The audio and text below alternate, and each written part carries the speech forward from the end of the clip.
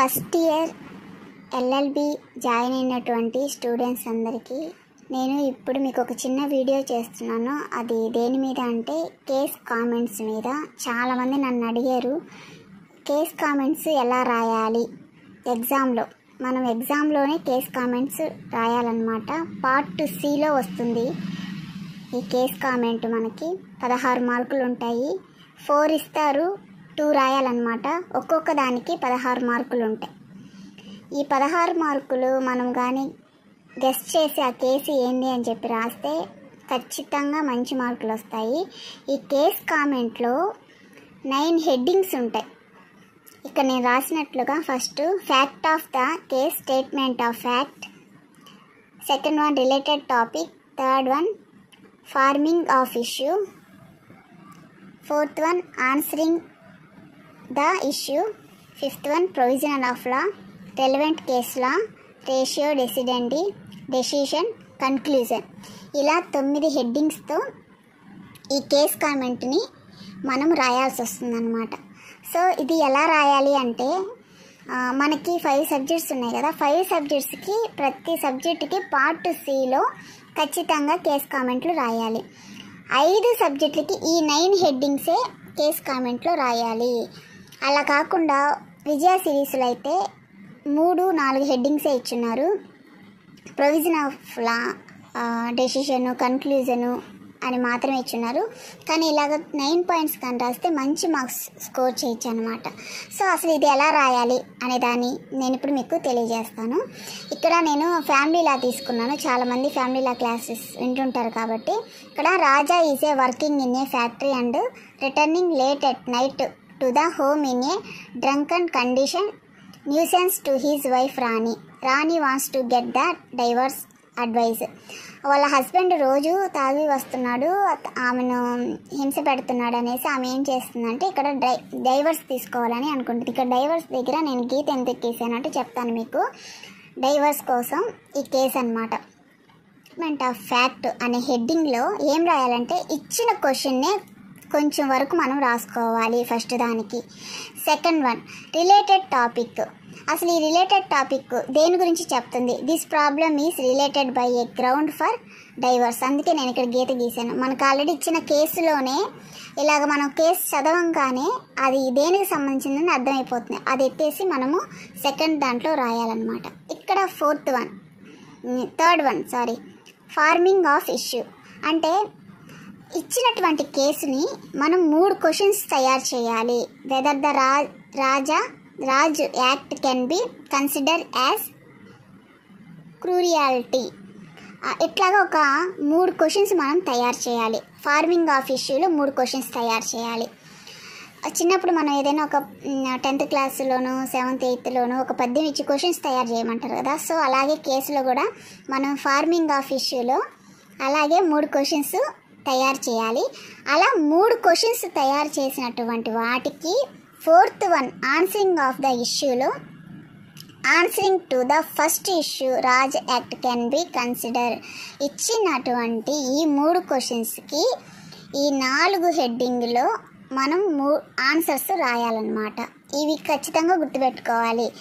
Answering first issue, answering second issue, third issue అని పెట్టి ఈ 4 ఇక్కడ ఉన్నటువంటి క్వశ్చన్లకి ఆన్సరు మనం కేసులో చదివి రాయాలి. Next provisional of law. 5th one provisional of లా అంటే ఏంటంటే అసలు దేని గురించి ఇది చెప్తుంది అంటే డైవర్స్ గురించి చెప్తుంది. డైవర్స్ గురించి మనకి బుక్లో ఉంటుంది. దాని గురించి మొత్తం రాయాలి. డైవర్స్ గురించి కోర్టు ఏం చెప్తుంది, హైకోర్టు లేకపోతే సుప్రీంకోర్టు, డైవర్స్ యాక్ట్ ఏంటి అనేది మనం డైవర్స్ గురించి కొంత రాయాలి. అదంతా నేను రాయలేదన్నమాట, మీకు ఎక్స్ప్లెయిన్ చేయాలనేసి. నెక్స్ట్ రెలవెంట్ కేస్ లా. రెలవెంట్ కేస్ లా అంటే ఏంటంటే దీనికి ఈ డైవర్స్కి సంబంధించిన కొన్ని కేసెస్ మనము రాయాలి. ఇలా నేను పేరు పెట్టాను కదా, ఒక case AP Mary versus Raghavan AIR అంటే అనే కేసుకి ఆల్ ఇండియా రిపోర్ట్ అనమాట. దానికి సంబంధించినటువంటి కేసుని మనము కొంచెం విడమర్చి ఎక్స్ప్లెయిన్ చేసి రాయాలి. కేసు ఒక్కటే కాదు, దాని గురించి రాయాలన్నమాట. Next 7th one ratio decidendi. ఇదేంటి అంటే అసలు ఇచ్చినటువంటి కేసులో the reason for the decision cruelty. అసలు రీజన్ ఏంది రేషియో డెసిడెంట్లో అసలు రీజన్ ఏం చెప్తుంది, దేని గురించి చెప్తుంది అంటే అది ఒక క్రూరత్వాన్ని గురించి చెప్తుంది అనేది మనం కొంచెం రాయాలి.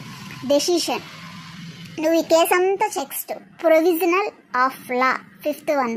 ప్రొవిజనల్ ఆఫ్ లా అంటే ఏంటంటే అసలు దేని గురించి ఇది చెప్తుంది అంటే డైవర్స్ గురించి చెప్తుంది. డైవర్స్ గురించి మనకి బుక్లో ఉంటుంది, అది దాని గురించి మొత్తం రాయాలి. డైవర్స్ గురించి కోర్టు ఏం చెప్తుంది, హైకోర్టు లేకపోతే సుప్రీంకోర్టు డైవర్స్ యాక్ట్ ఏంటి అనేది మనం డైవర్స్ గురించి కొంత రాయాలి. అదంతా నేను రాయలేదన్నమాట, మీకు ఎక్స్ప్లెయిన్ చేయాలనేసి. Next relevant case law. Relevant case law అంటే ఏంటంటే దీనికి ఈ డైవర్స్కు సంబంధించిన కొన్ని కేసెస్ మనము రాయాలి. ఇలా నేను పేరు పెట్టాను కదా, ఒక case AP Mary versus Raghavan AIR అంటే అనే కేసుకి ఆల్ ఇండియా రిపోర్ట్ అన్నమాట. దానికి సంబంధించినటువంటి కేసుని మనము కొంచెం విడమర్చి ఎక్స్ప్లెయిన్ చేసి రాయాలి. కేసు ఒక్కటే కాదు, దాని గురించి రాయాలన్నమాట. Next 7th one ratio decidendi. ఇదేంటి అంటే అసలు ఇచ్చినటువంటి కేసులో the reason for the decision cruelty, అసలు రీజన్ ఏంది, రేషియో డెసిడెంట్లో అసలు రీజన్ ఏం చెప్తుంది, దేని గురించి చెప్తుంది అంటే అది ఒక క్రూరత్వాన్ని గురించి చెప్తుంది అనేది మనం కొంచెం రాయాలి. డెసిషన్, నువ్వు ఈ కేసు అంతా చదివిన తర్వాత నువ్వు ఏ డెసిషన్ ఇవ్వదలుచుకున్నావు అంటే the wife can claim A divorce. ఆమె ఏమడిగింది, డైవర్స్ అనేది అడిగింది అనేది మనం డెసిషన్ ఇవ్వాలి.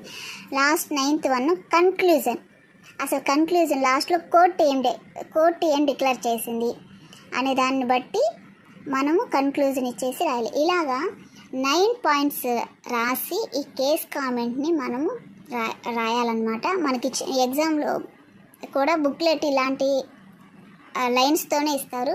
సో ఈ హెడ్డింగ్స్ కొంచెం పెద్దగా రాసి డైవర్స్ గురించి ఇక్కడ చాలా పెద్దగా వస్తుంది అనమాట, దాని గురించి రాయాలి. నెక్స్ట్ ఇంకొక పేజీలు అయినా ఒక 4-5 పేజీలు తీసుకొని అయినా మనం కేస్ కామెంట్ని ఈ 9 హెడ్డింగ్స్ పెట్టి రాస్తే ఖచ్చితంగా మంచి మార్క్స్ వస్తాయి. మేము అలాగే రాసామన్నమాట. సో అంతేకాకుండా ఇప్పుడు చెప్పినటువంటి ఈ కేసు ఫ్యామిలీ లాకి సంబంధించింది, అలాగే ఐపీసీకి సంబంధించి ఉంటాయి, అలాగే కాంట్రాక్ట్, నెక్స్ట్ థాట్స్, నెక్స్ట్ ఇంకా కాన్స్టిట్యూషన్లో 5 సబ్జెక్టులకి పార్ట్ సిలో కేస్ కామెంట్లు ఇస్తారు. 5 సబ్జెక్టులకు కూడా ఇలాగే 9 పాయింట్స్ రాసి ఈ కేసుల్ని మనము రాయాలన్నమాట. సో ఈ వీడియో కానీ మీకు నచ్చితే అర్థం చేసుకోండి. సార్స్ కూడా మీకు చెప్తారు, మీరు ఏ బుక్ ఫాలో అయినా ఏ నోట్స్ ఫాలో అయినా కూడా ఇలాగ రాయండి. ఇంకా ఎగ్జామ్స్ రాలేదు కదా, కానీ ముందే చదువుకుంటారేమో తెలుసుకుంటారని చెప్తున్నాను. సో కాబట్టి ఆల్ ది బెస్ట్.